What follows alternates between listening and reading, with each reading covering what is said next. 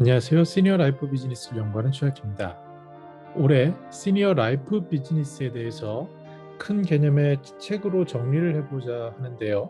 먼저 이것을 시니어 그리고 라이프 비즈니스로 나눠서 그 하나하나를 시간 되는 대로 올해 말까지 풀어가고자 합니다. 먼저 첫 번째 시간으로 시니어에 대한 정의를 다루도록 하겠습니다. 이 시니어도요. 어떻게 시니어를 볼 것인가에 대한 관점이 중요한데, 특히 이제 기존의 연령과 인구 중심으로 보던 곳에서 다양한 세대가 들어있다는 것, 그리고 새로운 관점의 인생 이막의 출발점으로 보는 것에 대한 설명을 하도록 하겠습니다. 먼저 시니어의 정의를 보면은 이제 연령 중심으로 되어 있죠. 원래 시작은 65세 이상의 노인을 시니어라고 하는 보건복지부상의 법의 개념에서 시작했다라고 볼 수 있습니다. 근데 이거 외에도 최근 액티브 시니어니, 베이비 부머니, 실버 세대니, 또 중장년이니 어르신이니 이러한 다양한 용어들이 시대와 함께 혼용돼 사용되고 있습니다. 저는 실버 산업에 입문한 게 약 2000년 정도니까요. 그동안 여러 가지 흐름에 따라서 관점에 따라서 들어왔는데, 이 시니어의 원래 사전적 의미를 보면 연장자, 상급자 이런 개념이 있습니다. 그때 당시에 이제 제가 시니어 라이프 주식회사라는 것들을 지인들과 만든 경험이 있고요. 또 지금은 사단법인 시니어 라이프를 운영하고 있는데, 이러한 여러 가지 용어들 속에 그 연령 중심으로 이루어진 것이 시니어이고, 특히 어느 관점에서 보느냐에 따라서 이런 것이 달라짐을 알 수 있습니다. 네, 이에 답하기 위해서는 먼저 인구 구조 변화를 살펴봐야 합니다. 통계청의 장래 인구 특별 추계 자료에 따르면요. 2017년에 비해서 2047년까지 고령 인구의 비중이 늘어나는 것을 알 수 있습니다. 특히 2047년에는 여자가 남자보다 고위 연령을 차지하는 비중이 높음을 알 수 있는데, 이는 여자 어르신이 더 오래 사시는 것을 반영하는 것이라고 할 수 있습니다. 2017년에 전체 인구 중 65세 인구의 약 14%를 넘으면서 고령 사회에 진입을 했고요. 지금 속도라고 하면 2025년 얼마 안 남았죠. 국민 10명 중 2명이 65세 이상인 초고령 사회에 진입합니다. 그리고 나아가서 2047년에는 인구의 절반가량이 노인 인구로 구성될 수 있다라고 통계청은 전망하고 있습니다. 또 시도별로 이러한 생산 가능 인구, 즉 14세, 15세에서 64세 인구를 보게 되면은 2017년에는 이 인구가 약 73%인 3,800만 명이었습니다. 근데 30년 후에는 약 2047년에는 약 1,200만 명으로 급격히 줄어들게 됩니다. 연령으로 본 이런 인구 구조에 있어 고령화 그리고 생산 가능 인구 구성비의 급격한 변화는 우리뿐만 아니라 나아가 인류가 겪어보지 못한 가히 충격적인 경험이 될 것이라고 전망해 볼 수 있습니다. 네, 또한 시니어를 어떻게 정의하느냐도 볼 필요가 있는데요. 시니어는 다양한 세대가 집합되어 있습니다. 만약에 우리가 이 시니어 연령을 중장년, 가장 젊은 사람인 중장년부터를 시니어라고 하면, 중장년은 노동부 정의에 의해서는 만 40세 이상을 얘기합니다. 그러면 그 안에는 여러 세대 집단이 모여 있게 됩니다. 즉 가장 나이가 많은 세대는 일제 강점기 세대라고 할 수 있어요. 그래서 이 세대는 8.15 광복, 6.25 전쟁을 경험하신 산업화 세대인데, 이제 얼마 남아 계신 어르신이 별로 없는 상황입니다. 근데 이것 아래, 바로 이 아래 광복 한국 전쟁 세대가 있는데요. 이는 해방 직후 그리고 6.25 전쟁 종전 사이에 태어나신 그런 세대분들입니다. 이들은 1960년대 후반에서 1980년대 초반의 경제 발전의 원동력이었습니다. 제가 요새 사단법인 시니어 라이프 활동하시는 여기에 선배님들도 이 세대 분들에 해당이 되고요. 또 이제 베이비 부머는 전쟁 후 출생 인원이 폭발하던 시기로 1955년에서 65년, 66년 사이에 태어나신 분들입니다.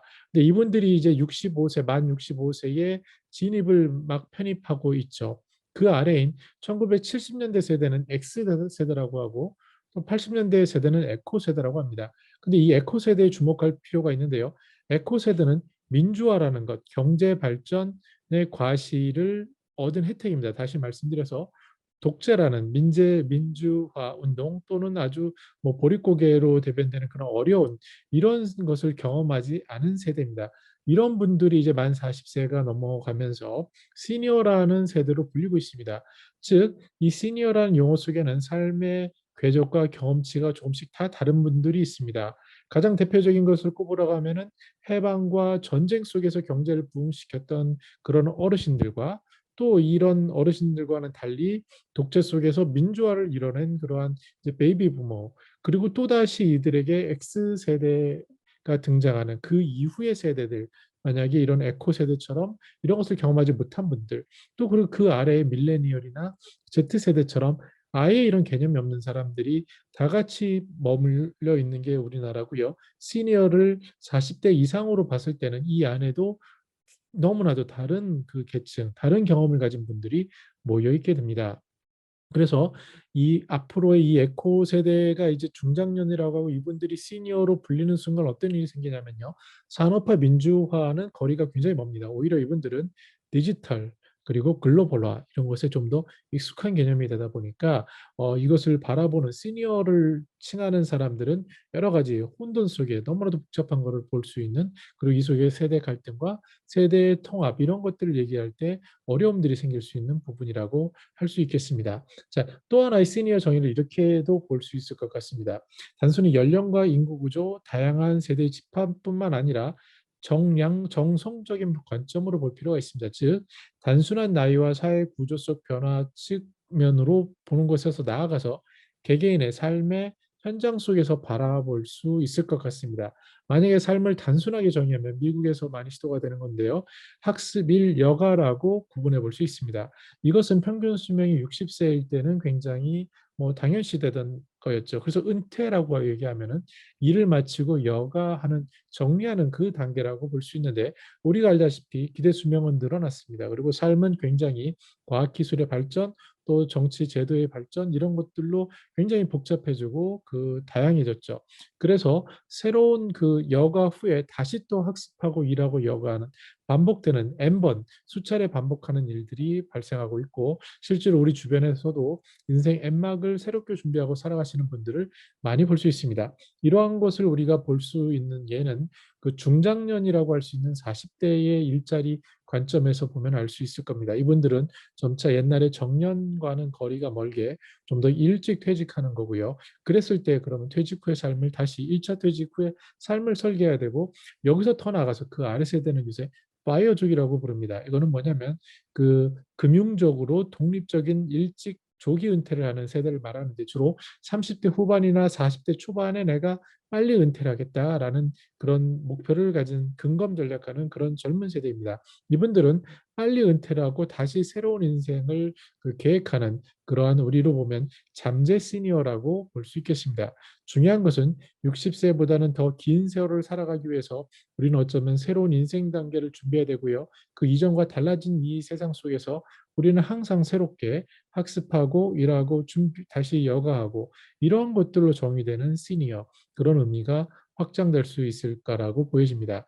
정리해 보면요, 시니어는 원래 65세 이상의 그 보건복지부에서 정의한 노인이라는 개념에서 시작을 했습니다. 그래서 원래 복지로 시작을 했고요. 근데 여기에 보는 관점에 따라서 다양한 접근들이 들어왔고, 최근에는 중장년이라고 해서 만 40대까지 낮춰지게 되고요. 또 서울시 50플러스 재단에서는 그 사이에 낀 46세에서 60세까지를 케어하게 됐고, 또 노동부와 그리고 이 다음에 보건복지부의 법적인 규정이 있어서는 60세와 65세 사이에 간격도 생겼습니다. 근데 우리가 보다시피 이렇게 다양한 나이 연령으로 봤던 시니어라는 것이 이 안에는 여러 가지 다양한 계층이 있는 거고요. 또 이 안에서 삶의 변화가 생기면서 파이어족과 같이 아주 우리가 볼 수 있는 광의의 새로운 시니어 개념이 등장하고 있는 것이 오늘의 현실이라고 말씀드릴 수 있겠습니다. 네, 다음 시간에는 우리가 현실적인 정의를 한번 보도록 하겠습니다. 앞에서 이제 오늘 이러한 나이, 연령이나 이런 것들에 의해서 봤다면요, 다음 시간에는 어느 관점에서 보느냐, 공공에서 보는 것, 기업에서 보는 것도 고객 점유 관점에서 보는 시니어 2강을 준비하도록 하겠습니다. 저는 더 나은 시니어 삶 공동체를 연구합니다. 감사합니다.